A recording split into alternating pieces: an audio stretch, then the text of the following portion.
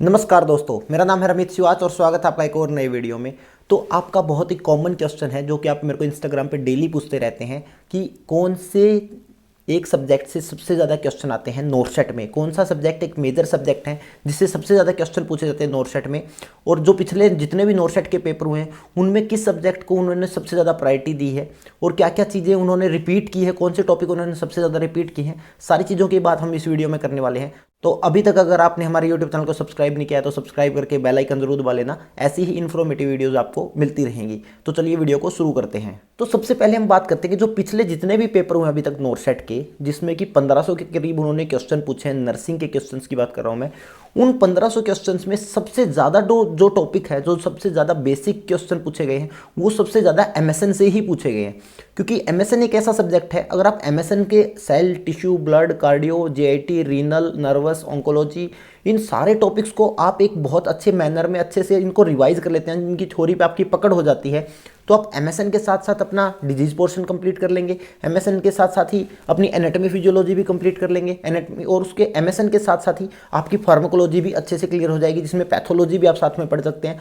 क्योंकि एक ऐसी चीज़ है कि जहाँ से क्वेश्चन आते हैं वो एमएसएन ही है मेनली, क्योंकि 50% तक मैं मानता हूँ कि एमएसएन का पोर्शन रहता है, चाहे वो डायरेक्टली रहे चाहे इनडायरेक्टली रहे। फिर सब्जेक्ट आता है फंडामेंटल का सब्जेक्ट। फंडामेंटल के सब्जेक्ट से वो डायरेक्टली प्रोसीजर बेस्ड क्वेश्चन पूछते हैं थोड़े बहुत, या फिर वो क्लोस्टमी वगैरह से, ईटी ट्यूब वगैरह से, वेंटिलेटर वगैरह से, ये सारे क्वेश्चन पूछे हैं। इंपॉर्टेंट टॉपिक की वीडियो मैंने बना रखी है जिसमें मैंने फंडामेंटल के जो मोस्ट रिपीटेड क्वेश्चन टॉपिक हैं और जो एमएसएन के मोस्ट रिपीटेड टॉपिक हैं, जो कि 100 टॉपिक की वीडियो मैंने पिछली बनाई थी, वो आप जाके देख सकते हैं, लिंक डिस्क्रिप्शन में दे दूंगा मैं, वो वीडियो देख लेना, वो 100 टॉपिक अपनी कॉपी में लिख लेना, उनको अच्छे से रिवाइज करके चले जाना। आपको एक आइडिया मिल जाएगा कि कौन सा टॉपिक, कौन सा सब्जेक्ट सबसे ज़्यादा रिपीट होता है, उससे भी आपको पता चल जाएगा।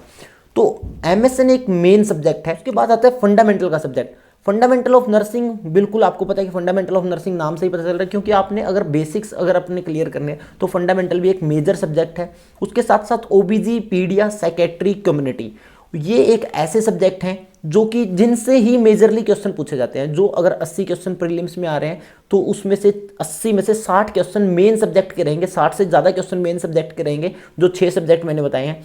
और जो बाकी के 20 क्वेश्चन रहेंगे, 15 क्वेश्चन रहेंगे बाकी के, वो सारे क्वेश्चंस आपके जो नॉन प्राइमरी सब्जेक्ट्स हैं, जो सेकेंडरी सब्जेक्ट्स हैं, माइनर सब्जेक्ट जिन्हें कह सकते हैं, उन सब्जेक्ट से रहेंगे। जिसमें कि आपको माइनर सब्जेक्ट में जो सबसे ज़्यादा क्वेश्चन रिपीट होते हैं वो है रिसर्च मैनेजमेंट के क्वेश्चन आते हैं, वहाँ पे आपके माइक्रोबायोलॉजी से क्वेश्चन आते हैं, बायोकेमिस्ट्री से क्वेश्चन आते हैं। लेकिन ये बायोकेमिस्ट्री और माइक्रोबायोलॉजी आप एमएसएन में ही इंक्लूड करके पढ़ सकते हैं, तो आपको ज़्यादा अच्छे से समझ आ जाती है, सेपरेटली पढ़ने की कोई दिक्कत नहीं है। और नॉन नर्सिंग के सब्जेक्ट में आपको पता है कि मैथ, रीजनिंग, इंग्लिश और जीके का पोर्शन वो रखते हैं। प्राइम मैं यहाँ पे प्रीलिम्स की बात कर रहा हूँ, मेंस में पूरा का पूरा वो नर्सिंग का पोर्शन ही पूछते हैं। तो सबसे ज़्यादा मेन सब्जेक्ट जिसको मैं मानता हूँ वो एमएसएन ही है, और एमएसएन की भी थ्योरी को मैं सबसे ज़्यादा मेन प्रायोरिटी देता हूँ, क्योंकि एमएसएन की थ्योरी जिसकी अच्छे से क्लियर है, फंडामेंटल की थ्योरी जिसकी अच्छे से क्लियर है, उसको ओबीजी, पीडिया पढ़ने में, साइकेट्री पढ़ने में, जिसने नर्वस सिस्टम एमएसएन में अच्छे से क्लियर किया है, उसी को साइकेट्री सब्जेक्ट समझ में आएगा।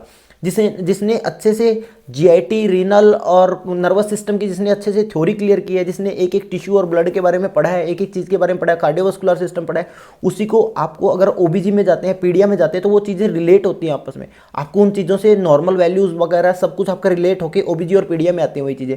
फार्माकोलॉजी पूरा का पूरा एमएसएन पे डिपेंडेंट सब्जेक्ट है, क्योंकि कोई भी डिजीज पोर्शन होगा, कोई भी ऑर्गन होगा जिसमें डिजीज होगी, उसके लिए कोई भी मेडिसिन रिकमेंड की जाएगी, तो वो सारा कुछ फार्माकोलॉजी, माइक्रोबायोलॉजी और बायोकेमिस्ट्री, सारा का सारा जितना भी पार्ट है माइनर सब्जेक्ट्स का भी, वो भी सारा एमएसएन से ही ड्राइव किया जाता है। तो ऐसा नहीं है कि आपको कोई भी एक सब्जेक्ट को ज़्यादा प्रायोरिटी देनी है, सभी सब्जेक्ट यहाँ पे बहुत ज़्यादा जरूरी है। लेकिन एमएसएन और फंडामेंटल बहुत ज़्यादा मेजर सब्जेक्ट्स हैं, और उसके बाद पीडिया, ओबीजी सबसे ज़्यादा मेजर है। उसके बाद आपको पता है कि कम्युनिटी और साइकेट्री एक मेजर सब्जेक्ट है। उसके बाद आता है फार्माकोलॉजी का नंबर।